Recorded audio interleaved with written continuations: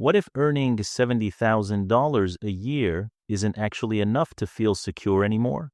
Not poor, not struggling in the obvious sense, but also not comfortable, not progressing, not building anything meaningful long term, just stuck. Because for a lot of people across the United States and Europe, that's exactly what life at $70,000 feels like. And the uncomfortable part is this: nothing seems wrong on the surface. You did what you were supposed to do. You got an education, you found a stable job, you earn more than average in many cases, and yet at the end of every month, there's barely anything left. So where is it all going? Let's take a simple, realistic example. You're 28 years old. You live in a mid-sized city, maybe somewhere like Austin, Manchester, or Berlin. You earn $70,000 a year. Sounds decent. But after taxes, in the US, depending on the state, you might take home around $4,300 per month. In parts of Europe, it could be even lower after higher taxes and social contribution. Now let's look at your life. Rent for a modest one-bedroom apartment, $1,600.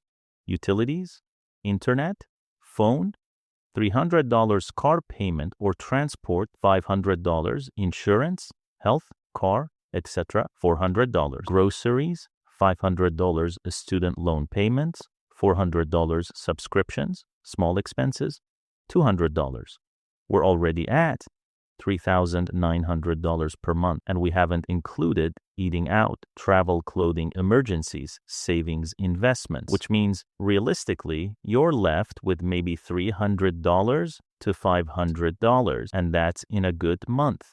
This is the $70,000 illusion. From the outside, it looks like a stability, but structurally, it's fragility. The problem isn't just spending, it's the system you're operating inside. Because most middle-class lifestyles are built on fixed commitments. Rent isn't flexible. Car payments aren't optional. Loan payments don't wait. So even before you make a single bad financial decision, most of your income is already allocated. This creates a silent pressure. You're not choosing how to spend your money. You're maintaining a structure that was already chosen. And over time, that structure becomes your life. Let's break this down further. You earn $70,000. After taxes, let's say you take home roughly $52,000 per year. That's about $4,300 per month. Now imagine your fixed costs stay around $3,900 monthly. That leaves you with about $400 per month over a full year.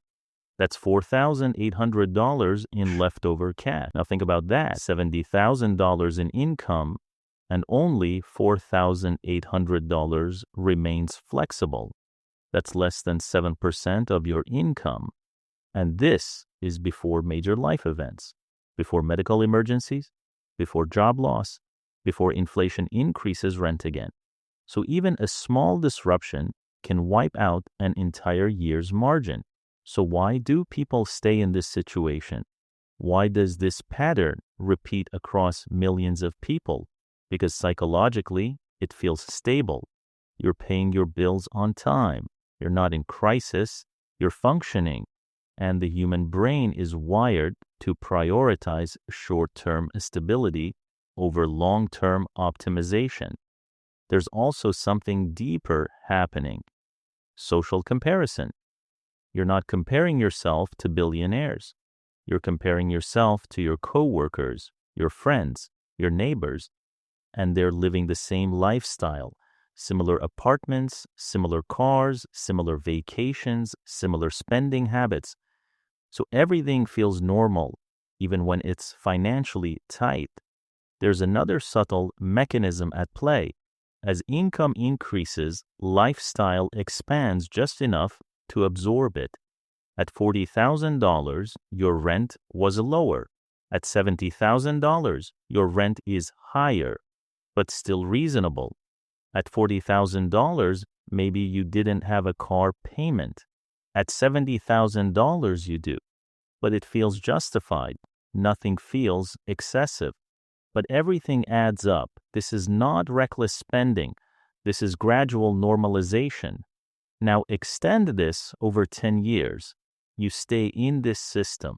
You save maybe $4,000 to $6,000 per year if you're disciplined.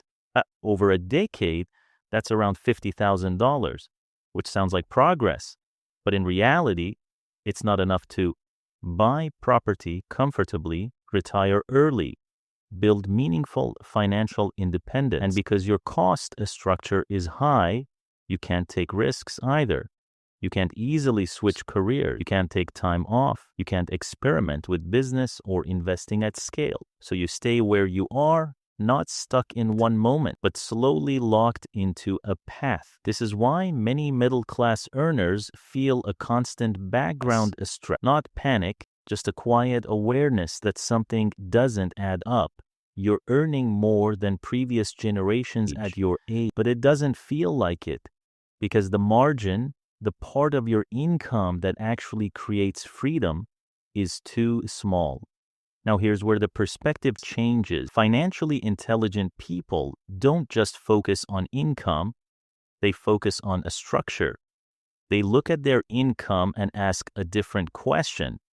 How much of this is actually mine to control? Not how much they earn, but how much remains after commitments. Because that's the real indicator of financial progress. Instead of upgrading lifestyle with income, they delay it, not completely avoiding it, but controlling the pace. If income increases by $1,000 per month, they don't spend all $1,000. Maybe they allow $300 to improve lifestyle and keep $700 flexible.